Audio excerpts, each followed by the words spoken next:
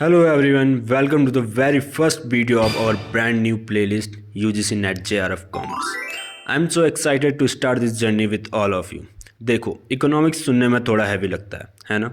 But don't worry, हम यहाँ complex topics को एकदम सिंपल बनाएंगे ताकि आपका एग्ज़ाम निकालना ईजी हो जाए।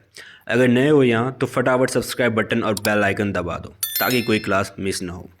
चलो सीधा पॉइंट पर आते हैं। बिजनेस इकोनॉमिक्स क्या है? सिंपल वर्ड्स में बोलूँ तो ये एक ब्रिज है। एक तरफ है इकोनॉमिक्स थ्योरीज जो हम बुक्स में पढ़ते हैं और दूसरी तरफ है बिजनेस प्रैक्टिस। जब हम उन थ्योरीज़ को रियल लाइफ बिजनेस डिसीजन में अप्लाई करते हैं, जैसे प्राइस फिक्स करना या प्रोडक्शन प्लान करना, तो उसे ही बिजनेस इकोनॉमिक्स कहते हैं।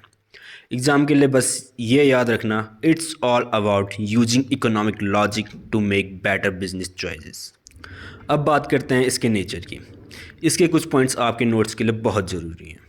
माइक्रो इन नेचर, इसका मेन फोकस इंडिविजुअल फर्म्स पर होता है। प्रैग्मेटिक, ये सिर्फ थ्योरी नहीं है, ये प्रैक्टिकल है और प्रॉब्लम सॉल्विंग पर ध्यान देता है। आर्ट और साइंस दोनों है। साइंस इसलिए क्योंकि इसके अपने रूल्स हैं, और आर्ट इसलिए क्योंकि इसके अप्लाई करने के लिए थोड़ा दिमाग और स्किल्स चाहिए होता है।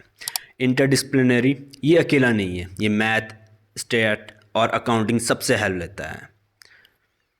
पॉजिटिव और नॉर्मेटिव, ये पॉजिटिव और नॉर्मेटिव दोनों है। अब आप पूछेंगे ये क्या होता है? पॉजिटिव साइंस ये व्हाट इज़ की बात करता है, मतलब फैक्ट्स और फिगर क्या हैं। अगर डिमांड गिरती है तो प्राइस पर क्या असर पड़ता है।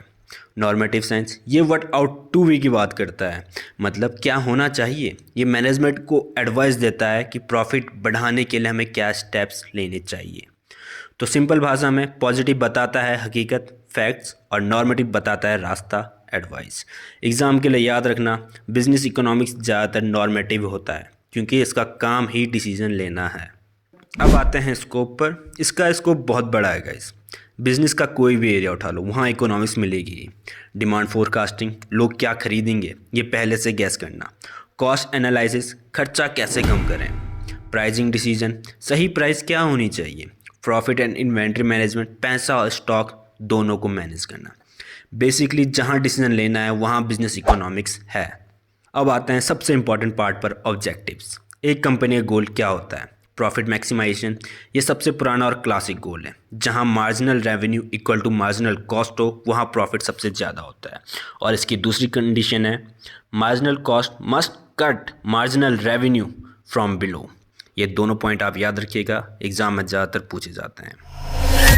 सेकंड आता है सेल्स मैक्सिमाइजेशन, ब्यूमोल्स मॉडल।